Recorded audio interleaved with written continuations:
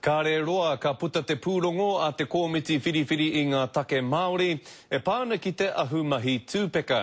Nā reira I kōrero tahi ai a Mikey Sherman ki ētahi rōpū aukati kai paipa ki te kapuake I o rātou wawata mō taua pūrongo.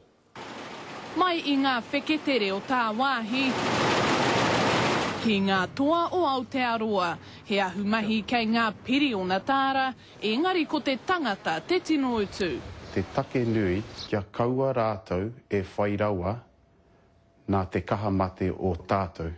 Ko Boyd Broughton, tētahi o te rua mano I tuku tāpaitanga kōrero ki te komiti whiriwhiri I ngā take Māori, ko te ngako he aukati I ngā mahi hokohoko a ngā kamupene tūpeka o tā wāhi ki Aotearoa nei. I hope that this report comes out and absolutely smashes them.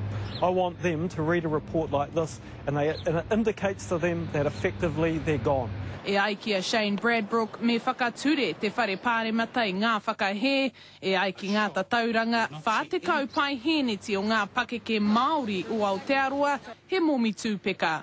And that's why you want a strong report from the people that are effectively our kaitiaki in Parliament here, putting down a line in the sand and saying enough's enough. Tērā hoki te wero ki te iwi, aha kua ngā whakarite a te kāwanatanga me kaha tonu te tangata ki te whai I te ara auahi kore.